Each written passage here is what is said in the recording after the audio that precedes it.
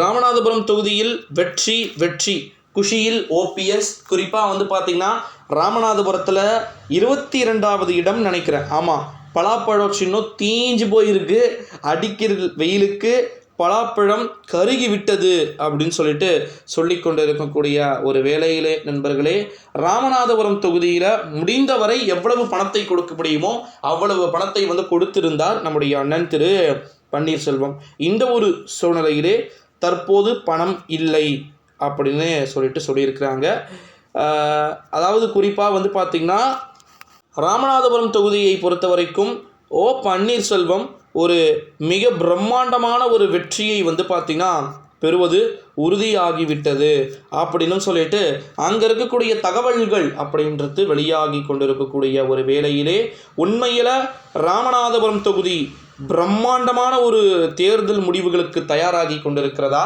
ஏன்னா ராமநாதபுரம் தான் ரொம்ப ரொம்ப இருக்கிறதுலே வந்து பார்த்திங்கன்னா கவனிக்கப்பட வேண்டிய ஒரு தொகுதியாக வந்து இருக்கும்.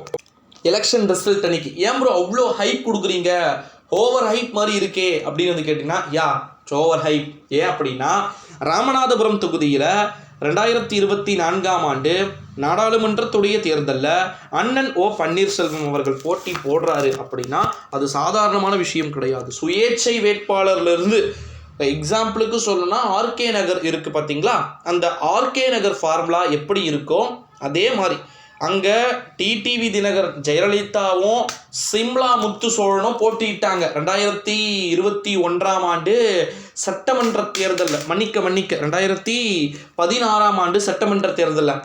அதில் சிம்லா முத்து சோழன் அப்படின்றவங்க கிட்டத்தட்ட வந்து பார்த்திங்கன்னா 60,000 ஓட்டு வாங்கினாங்க.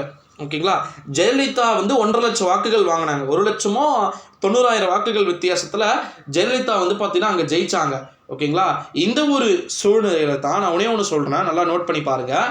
அதற்கு பிறகு சுயேட்சையாக குக்கர் சின்னத்தில் போட்டியிட்டு, ஓகேங்களா, குக்கர் சின்னத்தில் வந்து போட்டியிட்டு ஒட்டு மொத்தமாக நம்முடைய தமிழகத்தின் ஆர்கே நகர் தொகுதியில் பிரம்மாண்டமான ஒரு வெற்றியை வந்து டிடிவி தினகரன் அவர்கள் வந்து பார்த்திங்கன்னா பெற்றாரு. உங்கள் அனைவருக்குமே வந்து தெரியும் அப்படின்னு வந்து நினைக்கிறேன். அதாவது இப்போ குறிப்பாக சொல்லணும்னா அங்கே வந்து அப்போ திமுக எவ்வளோ எடுத்தாங்க, 20,000 ஓட்டு தான் எடுத்தாங்க.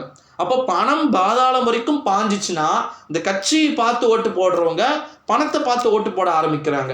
இந்த ஒரு சூழ்நிலையிலே ராமநாதபுரம் தொகுதியில் யார் வந்து வெற்றியை பெறுவதற்கு வாய்ப்புகள் வந்து இருக்கும், ஒரு தோல்வியை பெறுவதற்கு வாய்ப்புகள் எப்படி இருக்கும் அப்படின்றத எல்லாமே நம்ம கண்டினியூஸாகவே வெயிட் பண்ணி பார்க்க வேண்டிய ஒரு சூழலுக்கு நம்ம தள்ளப்பட்டு இருக்கிறோம் அப்படின்னே வந்து சொல்லலாம் நண்பர்களே. ஸோ உண்மையில் ராமநாதபுரம் தொகுதியில் வெற்றி அடைய போவது யார், தோல்வி அடைய போவது யார் அப்படின்றத எல்லாமே ஒரு புறம் வந்து பார்த்திங்கன்னா நம்ம அலசி ஆராய்ந்து பார்க்கக்கூடிய ஒரு வேளையிலே என்ன வேண்டுமானாலும் நடக்கலாம் நண்பர்களே, எப்பொழுது வேண்டுமானாலும் முடிவுகள் மாறலாம் நண்பர்களே. ஸோ ராமநாதபுரம் தொகுதியை பொறுத்த வரைக்கும் வெற்றி வெற்றி குஷியில் ஓபிஎஸ்ஆ என்ன நடக்கிறது என்பதை நம்ம பார்த்து விடலாம் நண்பர்களே. மறக்காமல் நம்முடைய சேனலோடு தொடர்ந்து இணைந்திருங்க. இது போல் அடுத்தடுத்த காணொளிகளோடு நம்ம நிறைய விஷயங்களை பேச வேண்டியது வந்து பார்த்திங்கன்னா இருக்குது. ராமநாதபுரம் தொகுதிக்கு ஓவர் ஹைப் அப்படின்றது ஏற்றுக்கொள்ளப்படுமா அல்லது ஏற்றுக்கொள்ளப்படாமல் இருக்குமா என்பதை தொடர்ந்து பொறுத்திருந்து தான் வந்து பார்க்க வேண்டும் நண்பர்களே. காலமே அனைத்து விதமான முடிவுகளுமே வந்து பார்த்திங்கன்னா தீர்மானிக்கக்கூடும் அப்படின்னே வந்து சொல்லலாம். ஸோ அதனால் வந்து வெயிட் பண்ணி பார்க்கலாம் நண்பர்களே. மறக்காமல் நம்முடைய சேனலுக்கு ஒரே ஒரு சப்ஸ்கிரைபை மட்டும்